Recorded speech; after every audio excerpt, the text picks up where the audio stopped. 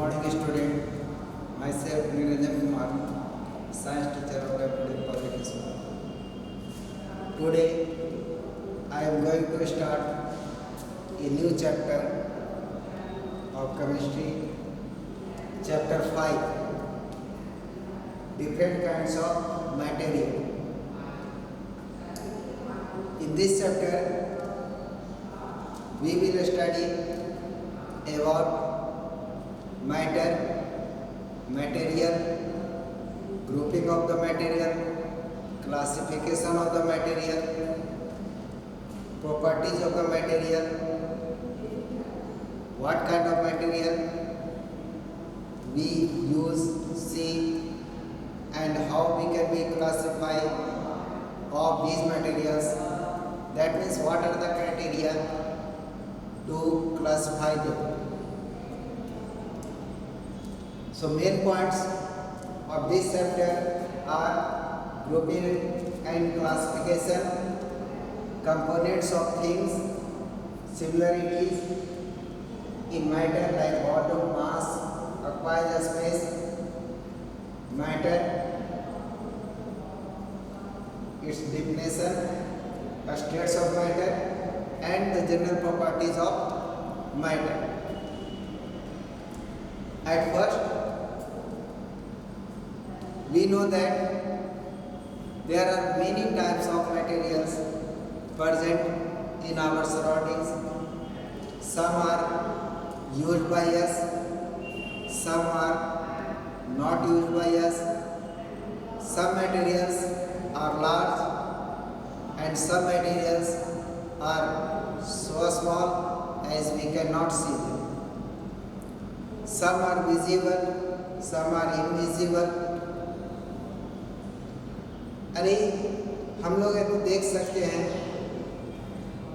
पृथ्वी पर बहुत सारे प्रकार के मैटर्स या मटेरियल पाए जाते हैं। कुछ मटेरियल बहुत बड़े होते हैं, कुछ मटेरियल बहुत छोटे होते हैं, कुछ मटेरियल को हम लोग देख सकते हैं, कुछ को नहीं भी देख सकते हैं, कुछ मटेरियल हम लोग यूज़ करते हैं, कुछ मटेरियल को हम लोग यूज़ नहीं भी करते। तो there are different types of material. First, the grouping and classification. What do you mean by grouping? Grouping means the arrangement of material on the basis of their similarities is called grouping of the material. यानी उसकी similarity के आधार पर material को arrange करने का जो process है उसको हम लोग ग्रुपिंग करते हैं। As for example, at our homes we can see that the materials that are used for bathing and washing purpose like soap, detergents, buckets, mugs are kept in bathroom. The materials that are used in the kitchen like oil, spices, container, grains are kept in kitchen. And the electrical materials like pliers, wires, utensils, TV, computer, or so many goods are arranged in different categories. If you go to shop, you can see that the materials are arranged, substances are arranged in a particular manner on the basis of their similarity. यदि आप दुकान जाते हैं तो वहाँ पर हम लोग देख सकते हैं, जैसे आज आप राशन के दुकान में जाते हैं तो वहाँ पे जितने भी सोप्स हैं उसको एक जगह रखते हैं, जितना फूड आइटम है उसको एक जगह रखते हैं, टूथपेस्ट है उसको अलग रखते हैं, या किसी और टाइप का जो सामान उसको अलग रखते हैं। तो इस तरह उसकी सिमिलरिटीज़ के आधार पर मटेरियल को जो अरेंज करने का जो प्रोसेस है, इसी को हम लोग ग्रुपिंग कहते हैं। And classification is sorting and grouping of the material on the property of material is known as classification। यानी मटेरियल को उसकी प्रॉपर्टी के आधार पर अलग करना और उसको पार्टिकुलर प्लेस में रखने का जो प्रोसेस है, इसको हम लोग क्लासिफिकेशन कहते हैं।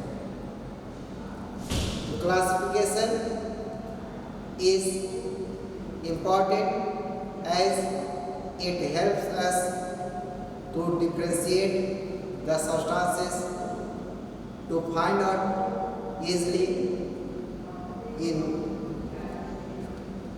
a particular place.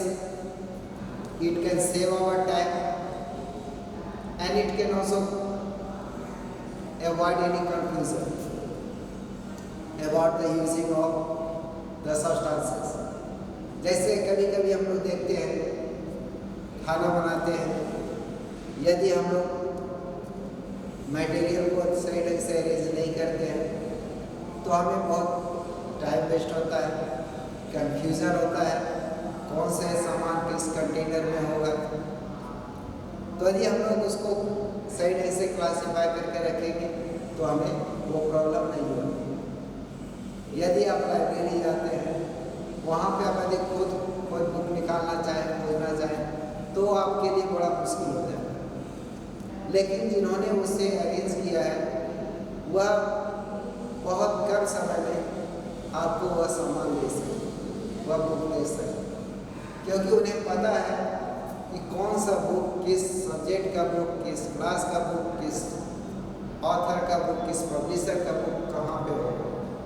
उन्होंने क्लासीफाई किया है उस सारे बुक को subject wise, class wise, author wise, publisher wise, और इसलिए उन्हें कुछ भी समय नहीं लगता है या बहुत कम समय लगता है वह भी बुक को निकालने के लिए। लेकिन आप वह काम यदि करना चाहें तो बहुत ज़्यादा समय लगता है। तो इसलिए क्लासिफिकेशन हमारे लिए जरूरी होता है। अब हम लोग आगे देखेंगे कंपोनेंट्स ऑफ थिंग्स। जैसे हम लोग बहुत सारे सामान, जैसे मान लीजिए आप लोग टेबल यूज करते हैं, तो टेबल में क्या क्या होता है, किस किस चीज़ की सहायता से टेबल बनाए। टेबल में आपका बेसिकली वुड होता है, या उसमें हम लोग नेल का इस्तेमाल करते हैं, उसको कलर करने के लिए हम लोग पेंट का इस्तेमाल करते हैं। तो all the things that are use to make table are the components of table. उसी प्रकार जैसे हम लोग खाना बनाते हैं, सब्जी बनाते हैं, या किसी प्रकार का फूड आइटम बनाते हैं, तो उसमें हम लोग जो भी सामान इस्तेमाल करते हैं वे सारे सामान उसका कंपोनेंट्स कहते हैं। जैसे मान लीजिए सब्जी बनाए तो उसमें हम लोग रॉ वेजिटेबल यूज़ किए, ऑयल यूज़ किए, स्पाइसेस यूज़ किए, सॉल्ट यूज़ किए, वाटर यूज़ किए। तो all these things are the component of vegetable. तो different substances, different things have different types of components, उसके अलग अलग कंपोनेंट्स होते हैं।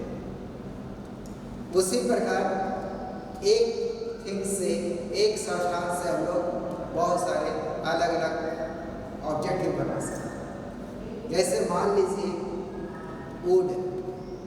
वुड का इस्तेमाल हम लोग चेयर में भी कर सकते हैं, टेबल में भी कर सकते हैं, विंडो में कर सकते हैं, या उसका इस्तेमाल हम लोग जलाने के लिए भी कर सकते हैं। बहुत सारे उसका इस्तेमाल हम लोग कर सकते हैं। तो different things can be made by A same component, and in A particular thing different components can also be used। ऐसे मान लीजिए टेबल है, टेबल वुड का भी बना सकते हैं, स्टील का भी बना सकते हैं, आयरन का भी बना सकते हैं, प्लास्टिक का भी बना सकते हैं।